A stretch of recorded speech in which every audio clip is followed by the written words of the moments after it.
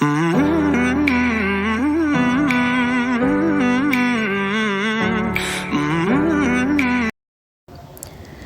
Everyone, कैसे हैं आप सभी लोग। होप सो आप सभी लोग बहुत ही अच्छे होंगे। Welcome back to my YouTube channel. बहुत बहुत स्वागत है आपका मेरे यूट्यूब चैनल के अंदर एक नए दिन की शुरुआत के साथ, एक नए वीडियो के साथ। सो आज जो है मैं लेकर के आई हूँ चैप्टर नंबर 5 क्लास 9th का, जिसका नाम है the fundamental unit of life. इसको हम डिटेल में डिस्कस करेंगे। सबसे पहले हम इसको नोट्स के थ्रू, मतलब मैं खुद लिख के आपको समझाऊंगी। उसके बाद हम इसकी एनसीईआरटी भी रीड आउट करेंगे। पूरे चैप्टर को बहुत अच्छे से समझेंगे। एंड तक वीडियो को ज़रूर देखना, बीच में स्किप कर करके वीडियो को मत सुनिएगा, क्योंकि उससे क्या होता है कि क्लियरेंस नहीं होती है, चैप्टर आपको समझ नहीं आएगा। सो एंड तक वीडियो को ज़रूर देखना। वीडियो अच्छा लगे तो चैनल को लाइक शेयर सब्सक्राइब भी ज़रूर कर दीजिएगा। तो चलिए आज की वीडियो हम स्टार्ट करते हैं। सो देखिए, जो चैप्टर का नाम है वो है the fundamental unit of life. ये है हमारे इस चैप्टर का नाम। सो जब भी हम इस नेम को पढ़ते हैं तो हमें यहाँ से एक वर्ड का जो है हमें समझ आता है ना। एक वर्ड हमें यहाँ से याद आता है कि हमने बहुत पहले बहुत क्लासेस में 8 में 7th से पढ़ते आ रहे हैं कि जो फंडामेंटल यूनिट ऑफ लाइफ है वो क्या होता है। वो होता है हमारा सेल। आप सभी ने पढ़ा होगा कि जो फंडामेंटल यूनिट ऑफ लाइफ है वो सेल को कहा जाता है। और सेल को हम बायोलॉजिकल, स्ट्रक्चरल और फंक्शनल यूनिट भी कहते हैं। क्या आप सभी ने ये सब पढ़ा है? ऑफ कोर्स पढ़ा है। Cell is also known as biological, structural and functional unit of life. और सेल को ही हम फंडामेंटल यूनिट ऑफ लाइफ भी कहते हैं। सो इस चैप्टर के बारे में हम plasma membrane, cell membrane, cell के अंदर जितने भी पार्ट्स हैं उन सबको हम बहुत ही डिटेल में स्टडी करेंगे। तो चलिए आज के इस चैप्टर को हम स्टार्ट करते हैं। ये तो जस्ट मैंने आपको इंट्रो बताई है कि फंडामेंटल यूनिट ऑफ लाइफ हम सेल को कहते हैं। सेल है क्या बेसिकली कि वो बायोलॉजिकल, स्ट्रक्चरल और फंक्शनल यूनिट है हमारे लाइफ की। सो सबसे पहला जो वर्ड है जो एनसीईआरटी में डिस्कस होता है पैरा, वो है अबाउट द कॉर्क। अब बहुत सारे स्टूडेंट्स ये सोचते हैं कि कॉर्क बेसिकली है क्या। जो कॉर्क है वो एक लाइट सा, सॉफ्ट सा मटेरियल है, ठीक है। मतलब एक हल्का सा, नरम सा एक चीज़ है जो कि एक प्रकार की पेड़ की छाल होती है, ठीक है। यानी कि उसका आउटसाइड एरिया, जो ट्री है उसका बाहर का जो एरिया होता है उसको हम कहते हैं कॉर्क। यहाँ पे मैं मेंशन कर देती हूँ कॉर्क की डेफिनेशन। लाइट मीन्स हल्का सा सॉफ्ट मटेरियल है। लाइट यानी कि काफ़ी हल्का, एक सॉफ्ट मटेरियल है। विच कम्स फ्रॉम, जो कि कहाँ से आता है, which comes from outside of A type of tree, जो कि ट्री के बाहरली हिस्से से हमें मिलता है। एक लाइट सा, सॉफ्ट सा मटेरियल, ये बेसिकली आपको यहाँ पे याद रखना है। लाइट और एक सॉफ्ट सा मटेरियल जो कि आउटसाइड से आ रहा है ट्री के। तो सिर्फ इतनी सी चीज़ हमें यहाँ पे याद रखनी है। तो चलो अब आगे बढ़ते हैं। अब जो मेन चीज़ है जो आप सभी को याद रखनी है वो ये कि जो सेल है वो डिस्कवर किसने किया था। जो सेल है वो डिस्कवर किया था Robert Hooke. Cell was discovered by Robert Hooke in the year 1665. 1665 के अंदर जो रॉबर्ट हुक है उसने हमारा सेल जो है वो डिस्कवर किया था। ठीक है जी, होप्स आपको यहाँ तक बहुत अच्छे से क्लियर हो गया होगा। देखो, अब जो हमारे प्यारे साइंटिस्ट हैं रॉबर्ट हुक जो साइंटिस्ट हैं उन्होंने क्या किया, कॉर्क को एग्जामिन करना स्टार्ट कर दिया। उन्होंने क्या किया, एक कॉर्क जो होता है उसकी थिन स्लाइस ली, ठीक है। कॉर्क की यहाँ पर उन्होंने ली थिन स्लाइस, ठीक है। तो while examine a thin slice of cork, जब वो कॉर्क की एक थिन स्लाइस को एग्जामिन कर रहे थे, सो रॉबर्ट हुक ने यहाँ पर देखा, जब वो कॉर्क को एग्जामिन कर रहे थे तो रॉबर्ट हुक ने क्या देखा कि जो कॉर्क है वो एक हनी कॉम्ब का स्ट्रक्चर रिजेंबल करता है, यानी कि जैसे कि मधुमक्खी का छत्ता होता है ना, वो रिजेंबल करता है। और इसके अंदर काफ़ी छोटे छोटे कंपार्टमेंट्स हैं। हनीकॉम्ब का स्ट्रक्चर है और लिटिल कंपार्टमेंट्स हैं, यानी कि छोटे छोटे कंपार्टमेंट्स भी हैं। ठीक है।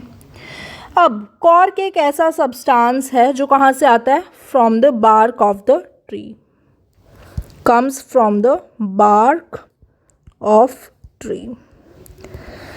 मैं आपको टोटली एनसीईआरटी पढ़ा रही हूँ, कुछ भी ऐसी चीज़ नहीं है जो आउटसाइड द एनसीईआरटी है। अगर आप एनसीईआरटी पढ़ेंगे, हम पढ़ेंगे ऑफ कोर्स, थोड़ा थोड़ा पढ़ते जाएंगे, एनसीईआरटी से भी उसको कवर अप करते जाएंगे, आपको अच्छे से क्लियर हो जाएगा कि कुछ भी एनसीईआरटी से आउटसाइड नहीं है। सो कॉर्क जो है वो हनीकॉम्ब का स्ट्रक्चर रिजेंबल करता था, जिसके अंदर छोटे छोटे कंपार्टमेंट्स थे। जो कॉर्क है वो कहाँ से आ रहा है? ट्री के बार्क से। ठीक है। अब 1665 हमने कहा ही, मैंने आपको बताया कि जो सेल है वो रॉबर्ट हुक ने डिस्कवर किया था। सेल को रॉबर्ट हुक ने डिस्कवर किया था, जिसका आपको याद रखना है और ईयर भी याद रखना है कि जो ईयर था वो था हमारा 1665। अब 1665 ईयर में रॉबर्ट हुक को एक चांस मिला कि वो एक माइक्रोस्कोप में देखें। ठीक है। रॉबर्ट हुक ने क्या किया? रॉबर्ट हुक ने स्टार्ट कर दिया माइक्रोस्कोप में देखना। कहाँ स्टार्ट कर दिया जी? रॉबर्ट हुक ने स्टार्ट कर दिया माइक्रोस्कोप में देखना। सो जब उन्होंने माइक्रोस्कोप में देखना स्टार्ट किया तो उन्होंने क्या ऑब्जर्व किया? उनको कुछ माइक्रोस्कोप के थ्रू कुछ बॉक्सेस दिखने लगे। रॉबर्ट हुक को क्या दिखने लगे? बॉक्सेस। उन बॉक्सेस को रॉबर्ट हुक ने नाम दिया सेल्स का। उन बॉक्सेस को रॉबर्ट हुक ने नाम दिया सेल का। अगर हम सेल का लैटिन वर्ड में मीनिंग निकालें तो सेल का मीनिंग होता है लिटिल रूम। लैटिन में सेल का मीनिंग क्या होता है? लिटिल रूम, यानी कि एक छोटा सा कमरा। ठीक है। सो ये सब चीज़ें जो थी वो हमारी इंट्रोडक्शन में एनसीईआरटी की, जो मैंने आपको अभी तक पढ़ाई, कि जब रॉबर्ट हुक एक कॉर्क की स्लाइस को लेते हैं सो उनको कॉर्क कैसा लगता है? हनीकॉम्ब के स्ट्रक्चर से रिजेंबल करता है। उसके अंदर छोटे छोटे कंपार्टमेंट्स होते हैं। कॉर्क ऐसा सब्सटेंस होता है जो कि ट्री के बार्क ऑफ द ट्री से आया होता है। 1665 में जब रॉबर्ट हुक ने माइक्रोस्कोप के थ्रू देखना स्टार्ट किया तो रॉबर्ट हुक को कुछ बॉक्सेस दिखाई दिए। उन बॉक्सेस को रॉबर्ट हुक ने नाम दिया सेल्स का। सेल लैटिन वर्ड है जिसका मतलब होता है लिटिल रूम। सेल एक लैटिन वर्ड है जिसका मीनिंग है लिटिल रूम। ठीक है जी। आई होप सो आपको यहाँ तक बहुत अच्छे से क्लियर हो गया होगा। अब देखो, जो सेल्स हैं, जो हमारे सेल्स हैं, इनको बहुत ही ज़्यादा स्मॉल और एक इनसिग्निफिकेंट माना जाता था, बट ये बहुत ज़्यादा इम्पॉर्टेंट था अगर हमें साइंस की हिस्ट्री जाननी है। और ये ऐसा पहली बार हुआ, मतलब जो रॉबर्ट हुक है इन्होंने ऐसा पहली बार ऑब्जर्व किया कि जो लिविंग थिंग्स हैं उनकी भी एक सेपरेट यूनिट्स होती हैं, यानी कि वो भी ऐसे बॉक्सेस में रहते हैं, है ना, उनकी भी अपनी एक यूनिट है। इस चैप्टर में बेसिकली हमें सेल्स की ही पूरी डिटेल पढ़नी है। एक एक पार्ट को हम इस चैप्टर में पढ़ेंगे, बहुत अच्छे से हम कवर करेंगे। होप सो आपको यहाँ तक बहुत अच्छे से क्लियर हो गया होगा। अब हमारी एनसीईआरटी में जो टॉपिक आता है वो आता है 5.1, जिसके अंदर है what are living organism made up of, कि जो लिविंग ऑर्गेनिजम्स हैं वो किन चीज़ों से बने हुए हैं, वो हमें इसके अंदर स्टडी करना है। इसके लिए एनसीईआरटी ने एक एक्टिविटी परफॉर्म की है, एक्टिविटी 5.1, जिसको हम अपनी एनसीईआरटी में से पढ़ेंगे और समझेंगे। तो चलिए अब एनसीईआरटी पर चलते हैं और एनसीईआरटी की एक्टिविटी को समझना स्टार्ट करते हैं। एक्टिविटी करने से पहले आप सभी को मैं इस चैप्टर में जो भी मैंने अभी तक आपको नोट्स में पढ़ाया है, मैं आपको मेक श्योर कर देती हूँ कि वो आपकी एनसीईआरटी में भी सेम टू सेम गिवन है। तो चलिए इसको पढ़ना हम पहले स्टार्ट कर देते हैं। मैं आपको एक बार रीडिंग लगवा देती हूँ ताकि आपको कोई भी डाउट ना रहे। सो फंडामेंटल यूनिट ऑफ लाइफ हमारे चैप्टर का नाम है, जिसको हमने कॉरिलेट किया था सेल के साथ। हमने पढ़ा था सेल जो है फंडामेंटल यूनिट ऑफ लाइफ है, बायोलॉजिकल, स्ट्रक्चरल और फंक्शनल यूनिट ऑफ लाइफ भी है। तो चलिए अब हम इसको पढ़ना स्टार्ट करते हैं। कहता है while examine a thin slice of cork Robert Hooke so that the cork resembled the structure of honeycomb consisting of many little compartments. कहता है जब वो एक कॉर्क की थिन स्लाइस ले रहा था तो रॉबर्ट हुक ने वही सब है कि हनीकॉम्ब का स्ट्रक्चर दिखा जिसके अंदर छोटे छोटे कंपार्टमेंट्स थे। कॉर्क एक ऐसा सब्सटेंस है जो कि बार्क ऑफ ट्री से आता है या आया होता है। This was in the year 1665। कौन से सन की बात है? 1665 की। ईयर आपको याद होना चाहिए, पेपर में आ जाता है।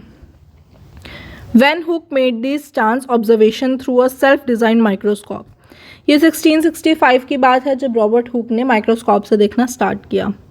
Robert Hooke called these boxes cells. Robert Hooke ने इन बॉक्सेस को कहा सेल। सेल एक लैटिन का वर्ड है जिसका मीनिंग होता है लिटिल रूम, यानी कि एक छोटा सा कमरा।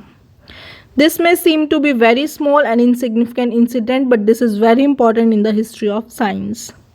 This was the very first time that someone had observed that living things appear to consist of separate units. ऐसा पहली बार हुआ कि किसी ने देखा लिविंग थिंग्स अपीयर हो रही हैं और सेपरेट यूनिट्स में हैं।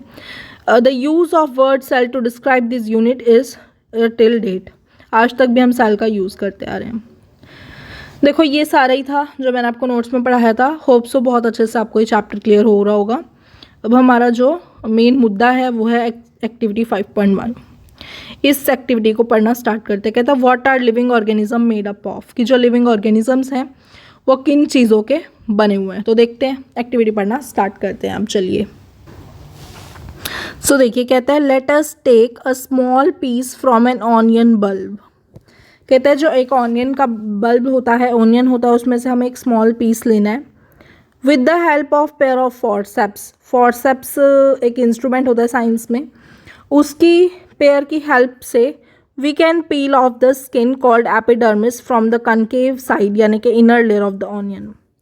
कहता है फॉरसेप्स के पेयर की हेल्प से हमें क्या करना है, उसकी स्किन को पील ऑफ कर देना, हटा देना, रिमूव कर देना है। स्किन को हम क्या कहते हैं? एपिडर्मिस कहते हैं। From the concave side, concave side की तरफ से, कनकेव यानी कि अंदर वाली साइड की तरफ से ऑनियन की। This layer can be put immediately in a watch glass containing water. अब ये जो लेयर हमने पील ऑफ की है, इस लेयर को हमें तुरंत ही एक वॉच ग्लास में रख देना है, वॉच ग्लास जिसके अंदर पानी हो, ठीक है। This will prevent the peel from getting folded और गेटिंग ड्राई। इसको रखने से क्या होगा वॉच ग्लास के अंदर कि वो फोल्ड नहीं होगी, ड्राई नहीं होगी। What do we do with this peel? अब इस पील से हम करेंगे क्या? अब देखिए, अब आगे पढ़ते हैं हम लोग। Let us take a glass slide. अब कहते हैं ग्लास स्लाइड लो, put a drop of water on it. उसके ऊपर एक वाटर की ड्रॉप डालनी है। And transfer a small piece of peel from the watch glass to slide. और एक स्मॉल पीस जो है पील का वो हमें वॉच ग्लास से स्लाइड में ट्रांसफ़र कर देना है। Make sure that the peel is perfectly flat. फिर एक thin camel hair paint brush might be necessary to help transfer peel. अब एक हमें कैमल हेयर का पेंट ब्रश लेना जो कि पील को ट्रांसफ़र करने में हेल्प करेगा।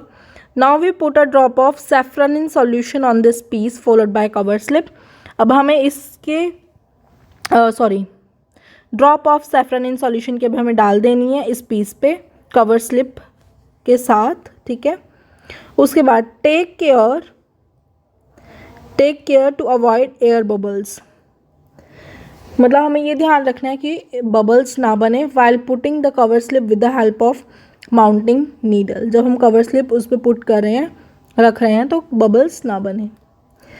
We have prepared a temporary mount of onion peel. अब हमने टेम्परेरी माउंट ऑनियन पील का प्रिपेयर कर लिया। हम इस स्लाइड को एक कंपाउंड माइक्रोस्कोप में ऑब्जर्व कर सकते हैं। जब हम इसको ऑब्जर्व करेंगे तो देखते हैं अब हमें क्या दिखता है। कई बार पेपर में कंपाउंड माइक्रोस्कोप के पार्ट्स भी पूछ लिए जाते हैं, तो आपको पता होना चाहिए कि आई पीस है सबसे ऊपर, फिर ये कोर्स एडजस्टमेंट है, फिर ये नीचे फाइन एडजस्टमेंट है, फिर ये आर्म है, यहाँ पर ये ऑब्जेक्टिव लेंस है, फिर स्टेज आता है, स्वाइवल आता है, मिरर, बेस, कंडेंसर, क्लिप, ये सभी बॉडी ट्यूब, ये सभी पार्ट्स आपको रिमेंबर रखने हैं, याद रखने हैं, ठीक है। ये आपका काम है, आपको खुद से ही याद करने हैं। अब कहते हैं what do we observe as we look through the lens, हमें क्या देखने को मिलेगा, can we draw the structure that we are able to see. देखो ऑनियन पील के ये सेल्स दिखा रखे हैं, ये देखो सेल्स बन रहे हैं, इन सेल का अपना अपना न्यूक्लियस भी है, ये देखो अपना अपना न्यूक्लियस है ना सब सेल्स का, तो ये सब यहाँ देखने को हमें मिल रहा है। अब कहते हैं we can try preparing temporary mounts of peels of onion different sizes के हम प्रिपेयर कर रहे हैं, हम क्या ऑब्जर्व करेंगे, do we see similar structure different structure. देखो इसका आंसर सिंपल सा ये है कि अगर हम epidermal fold of onion bulb को माउंट करते हैं स्लाइड के ऊपर तो हम क्या क्या स्ट्रक्चर्स इस एक्टिविटी से ऑब्जर्व कर सकते हैं। सबसे पहला तो ये कि जो एपिडर्मल सेल्स हैं स्लाइटली रेक्टेंगुलर होंगे शेप में, ठीक है। सभी सेल्स जो हैं वो सिमिलर इन शेप और साइज़ होंगे, ठीक है। न्यूक्लियस होगा जो स्टेन को अपने अंदर ले लेगा, साइटोप्लाज्म जो है वो न्यूक्लियस को सराउंड करेगा, हाई पावर में न्यूक्लियस जो है वो हमें क्लियरली दिखेगा और सेल वॉल भी विजिबल होगी। तो इस एक्टिविटी से बेसिकली यही इसकी ऑब्जर्वेशन है। अब देखिए जो यहाँ पे स्टार्टिंग में क्वेश्चन था what are living organism made up of, तो ये क्वेश्चन तो आपको क्लियर हो ही गया होगा। लिविंग ऑर्गेनिजम्स जो हैं सभी के सभी सेल से बनते हैं, ठीक है। यहाँ तक सबको क्लियर हो गया होगा। सो बेसिकली हमें इस एक्टिविटी से यही ऑब्जर्व करता है कि जब हम ऑनियन पील स्लाइड रखेंगे कंपाउंड माइक्रोस्कोप के अंदर तो हमें सेल का स्ट्रक्चर ऑब्जर्व होगा, हमें देखने को मिलेंगे सेल का स्ट्रक्चर कुछ इस तरीके का ही, ठीक है। सो ये भी आपको क्लियर हो गया होगा एक्टिविटी 5.1 आई होप सो, और इसका भी आपको आंसर मिल चुका है कि जो लिविंग ऑर्गेनिजम्स हैं वो सभी के सभी सेल्स से बनते हैं। अब आगे का हम पढ़ेंगे कल वाली वीडियो में कि इन स्ट्रक्चर्स का क्या है, सेल्स किसने डिस्कवर किया, एक्टिविटी ऐसे ही यही पैटर्न पे मैं आपको कल वाली वीडियो में पढ़ाऊँगी, ठीक है। आई होप सो यहाँ तक आपको वीडियो अच्छे से क्लियर हो गया होगा। अगर वीडियो आपको अच्छा लगा हो तो चैनल को लाइक शेयर सब्सक्राइब ज़रूर कर दीजिएगा। मिलते हैं आपसे कल वाली वीडियो के अंदर, नेक्स्ट वीडियो के अंदर। तब तक के लिए बाय बाय।